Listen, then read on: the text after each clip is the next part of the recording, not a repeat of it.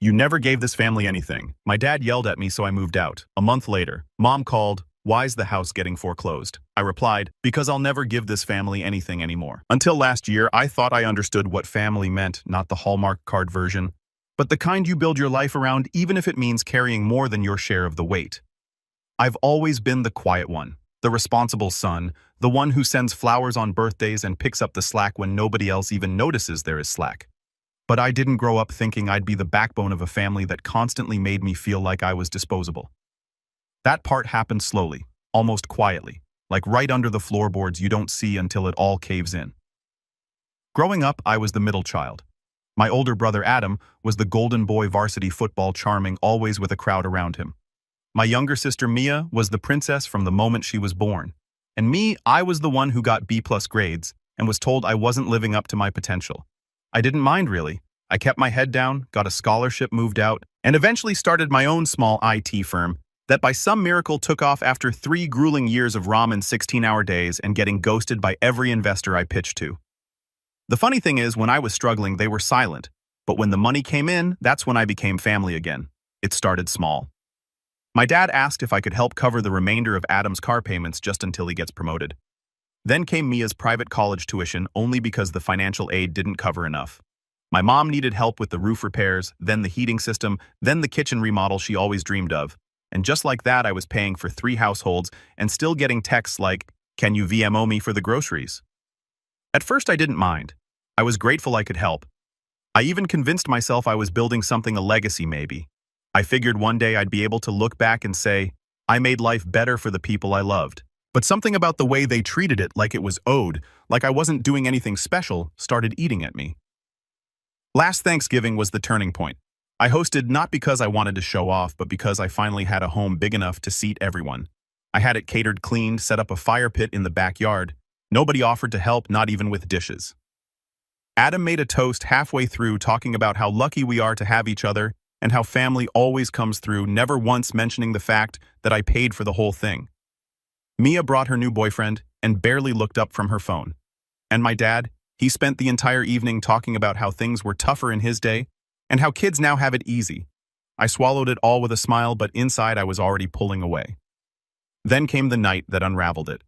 It was a random Tuesday, maybe 2 months later. I had just finished a long meeting and came home to a voice message from my dad. His voice was clipped, tired, and sharp in the way only dads know how to be. He said, "All you do is take. You've never given this family anything worth remembering. If you had any pride, you'd stop acting like we owe you something and just leave." It stunned me. For a second I thought I misheard it, so I played it again. "All you do is take." I didn't yell. I didn't call back. I just stared at the message for a while, then walked over to the window and looked out at the city lights I used to love. Something inside me gave out quietly, like an old hinge snapping under weight. I packed a bag that night and left. No dramatic goodbye, no announcement.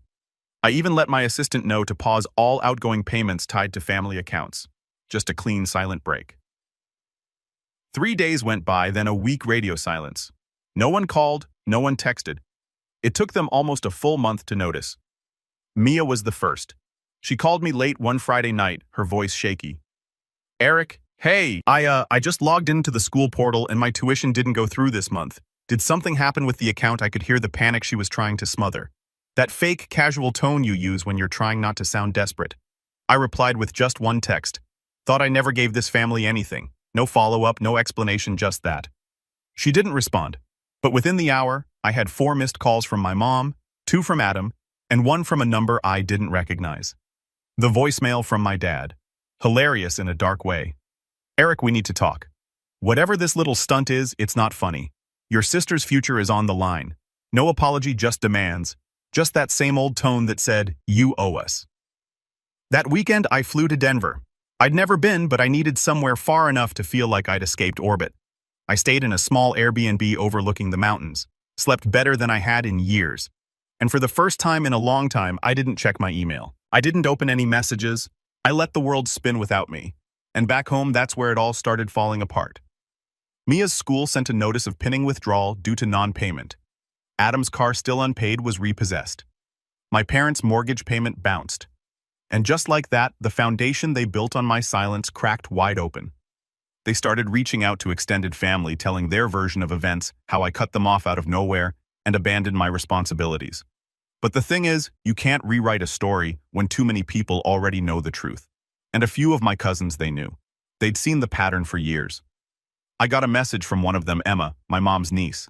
She said, "I've always admired how patient you are, but I'm glad you finally stopped being their safety net." That message hit harder than I expected because the truth is, I didn't want revenge. I wanted peace. But once you take away the thing they used to control you, once they realize they need you more than you ever needed them, that's when the real unraveling begins. I spent a week in Denver mostly doing nothing. I'd walk to a little coffee shop near the Airbnb every morning, journal for a bit, then wander around downtown just to remind myself what uninterrupted silence felt like. No buzzing phone, no obligation, no one asking, "Can you just do to me one more favor?" It was strange at first how foreign that calm felt, like I had to unlearn the habit of bracing for someone else's disappointment. By the second week, I'd rented a car and driven out to Boulder. I hiked alone, something I'd always wanted to do but never got around to, because every time I planned a trip, someone in the family needed a bailout, a broken AC, a late credit card. Mia once called me from a resort in Cancun, saying she lost her wallet and needed me to wire her emergency cash. That memory popped into my head as I stood at the edge of a cliff trail when cutting through my jacket. The entire valley stretched out below me. I laughed out loud, really laughed. It echoed off the rocks. It took 3 full weeks before my mom broke the silence with something more than passive-aggressive voicemails. She emailed me. The subject line, "We need you to come home." No greeting, just a long block of text that started with, "I don't know what's gotten into you," and spiraled into, "Your father is furious." Then, "We've done so much for you," and ended with, "Family doesn't abandon family." I stared at it for a long time. Family doesn't abandon family, except they did. Every time they made me feel like a debit card with a heartbeat. Every birthday they forgot. Every time they took money from me without a thank you. Every holiday where I sat in the background while Adam gave his speeches and Mia got showered in gifts. They didn't call it abandonment. They called it tradition. I didn't reply. Instead, I forwarded the email to my lawyer Daniel, who'd helped me set up a trust fund years ago. I told him to start the process of transferring the remaining educational payments to a scholarship program for first-gen college students. The ones who actually needed help. The ones who wouldn't laugh behind my back while draining my bank account. I also asked him to look into who was listed on the deed for the lake house. The one my parents used every summer, paid off in full by me, under the false promise that it would be a shared family investment. Turns out my name was still on the paperwork. So I made a decision that Sunday morning. I booked a flight back home, not to reconcile, not to be guilt, but to collect receipts. I didn't tell anyone I was coming. I landed around noon, picked up a rental, and drove straight to the house. The same house I helped renovate when Dad threatened to sell it unless someone paid to fix the water damage. It looked the same, familiar and fake, like a movie set built to look like home. As I pulled up the driveway, I saw Adam's old pickup parked outside. I figured he moved back in after the repo. I didn't knock. I walked in with the spare key my mom forgot I had. The moment I stepped into the living room, I heard voices. "He's being dramatic." Adam was saying he'll come crawling back once he gets over himself. Mia's voice followed quieter. "I just don't get why he's doing this. I mean, it's not that much money to him, is it?" My dad grumbled something I couldn't quite make out. Then loud and clear, "Eric's always been the weakest, hiding behind his computer, acting like money makes him special." I stood there in the hallway unseen as they continued tearing me apart like I wasn't the reason the lights were on. I didn't cry. I didn't storm in. I didn't even feel anger, just confirmation. They never saw me. Not really. I backed out quietly and drove to the lake house. I walked through the front door, took one long look at the open-plan kitchen, the wall of family photos that didn't include a single one of me, and started snapping pictures for the real estate listing. By nightfall, my lawyer had everything he needed to initiate the sale. That was Saturday. On Monday, I sent one final message in the family group chat. "You said, I never gave this family anything, so I'm finally giving you what you've always acted like you wanted: distance. No more tuition, no more car payments, no more roof repairs. Sell your own memories. I'm out." I left the group chat and blocked them all. I thought that would be the end of it. But what I didn't realize was just how deep the web of dependence had gone and how fast it would unravel once I cut every thread. Because within the week, Mia was facing expulsion. Adam fired after missing too many shifts trying to figure things out. My parents, let's just say their bank called with questions about a mortgage they could no longer afford. And me? Well, I was already halfway to the airport for a new trip. This time, Tokyo first class, no guilt, no strings. But the real kicker, what happened the next time they tried to crawl back? I was somewhere over the Pacific when my phone finally caught up to the chaos I'd left behind. Dozens of missed calls, voicemails from numbers I didn't recognize, friends of Mia probably, or someone trying to talk sent in to me on my family's behalf. There were texts from my dad that looked like they started as threats, but quickly unraveled into desperate half-sentences like, "We didn't mean it that way," and "You're still our son." That one made me laugh. I didn't listen to a single voicemail, didn't open any of the attachments. I just watched the notifications stack up like a silent slideshow of panic. It's funny how people who say you've never given anything suddenly remember exactly how much you gave once it's gone. Tokyo was everything I needed. Clean, quiet, anonymous. I wandered through temples and neon-lit arcades, let my mind breathe in a way I didn't know was possible. No guilt weighing down my shoulders, no surprise emergencies.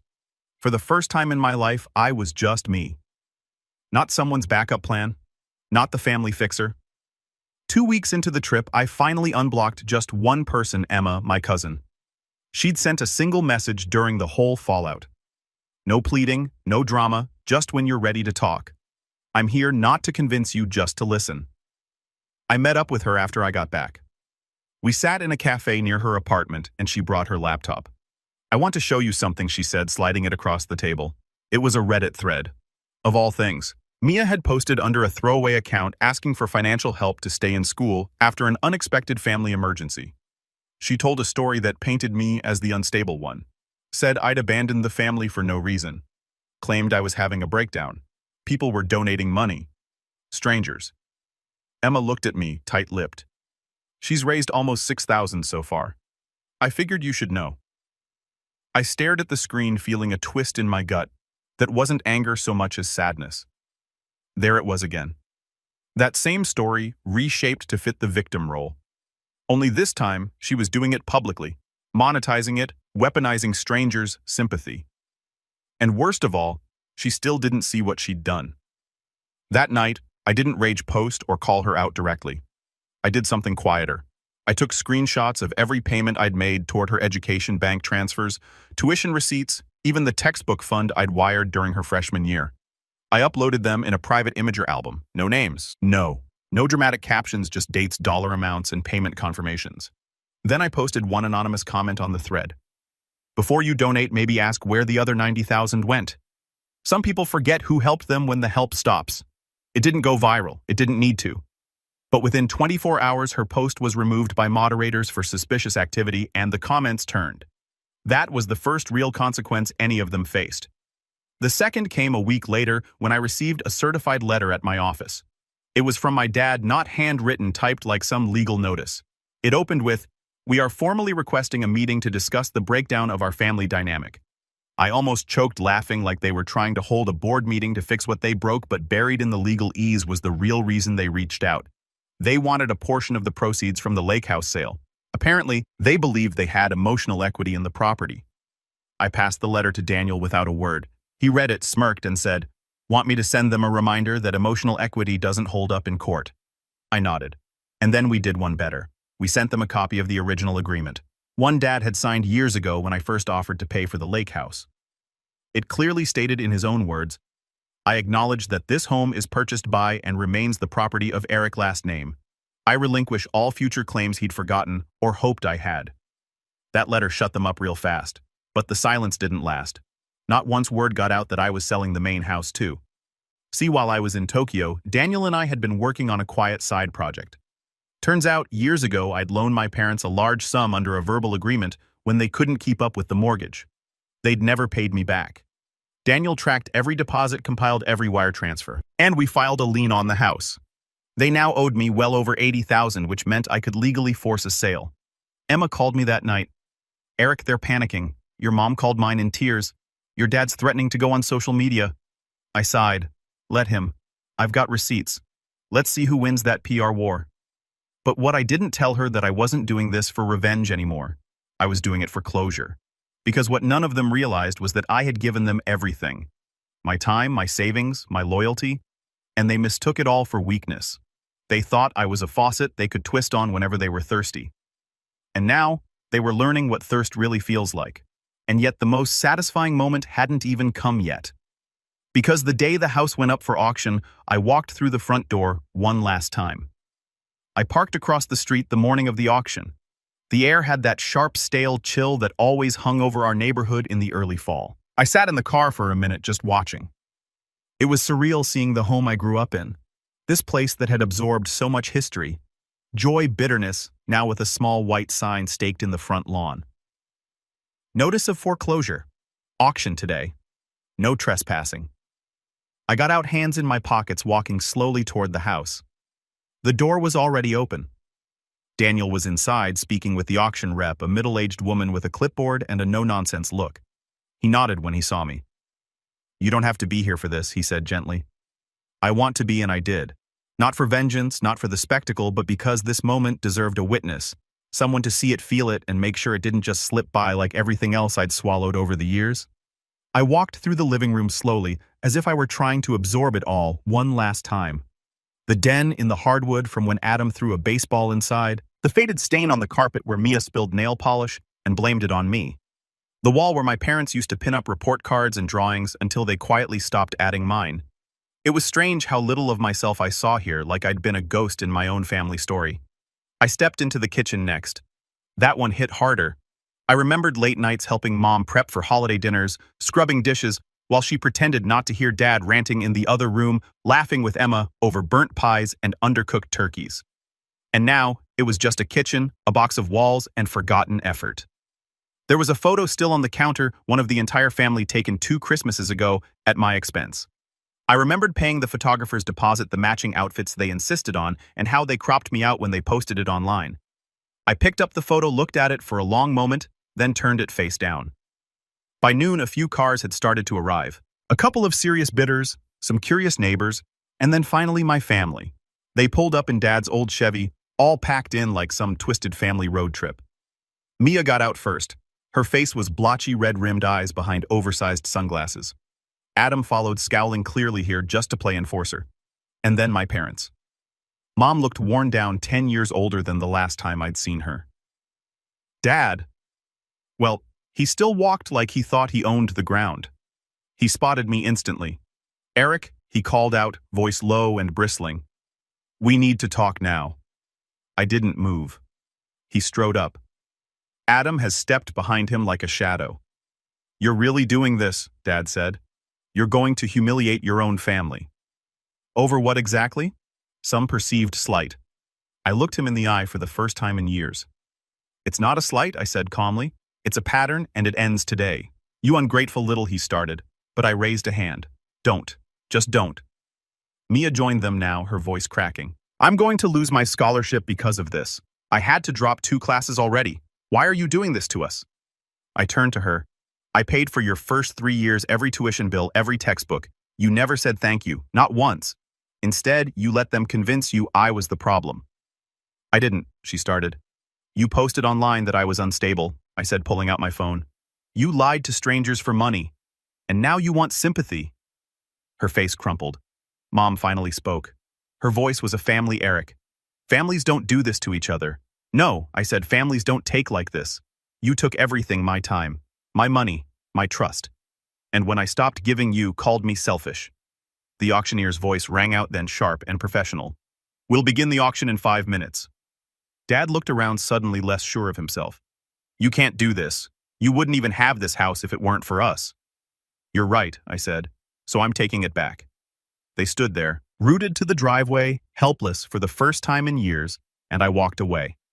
The house sold within the hour, a retired couple from out of town looking for a place near their grandkids. They paid in full. I signed the paperwork, handed Daniel the keys, and never looked back. 3 weeks later, the moving truck arrived. My parents tried to fight it, claimed they had rights, but the court order was clear. They had 30 days from the date of the sale, no exceptions. They didn't even pack everything, just grabbed what they could and left the rest in piles. Years of clutter. Boxes of old trophies, broken appliances, forgotten memories. One of the movers found a journal of mine tucked in a box labeled junk. It was from high school. I flipped through it. Every page was full of goals. Get into college, start a business, buy a house, take care of my family. Funny how none of those dreams ended the way I thought they would. I donated the furniture, trashed the rest. Emma helped me closing out the estate. She was the only one who stayed neutral through it all and the only one I trusted. When it was over, she hugged me for a long time. "You did the right thing," she whispered, "even if it doesn't feel like it yet." And she was right. It didn't feel good. Not in the traditional sense. There was no soaring victory, no final confrontation with slow clapping applause, just silence, a sharp echoing silence that slowly gave way to peace. I moved shortly after that. Bought a loft in a different city. Smaller, simpler, but mine, no secret bills, no guilt. The calls eventually stopped. The emails dried up, and over time, even the bitterness faded. I didn't hate them. I just disconnected, like finally cutting the last thread of a frayed rope that had been dragging me underwater for years. One night, I sat out on my balcony sipping tea, watching the lights flicker in the building across the street. I thought about that last Thanksgiving, about the toast Adam made, about the way they all smiled like they were in a commercial, completely unaware that the glue holding them together was cracking. And I realized something. They were never really a family. They were a system that only worked as long as I stayed silent, stayed useful, stayed small. And now they had to learn how to stand without me. I got a message a few months later, an email from Mia. I don't expect a response. I just wanted to say, I get it now, and I'm sorry. I read it twice then, once more, and then I archived it. Not out of spite, but because I no longer needed closure from them. I already had it from myself. And for the first time in my life, that was fulfilling.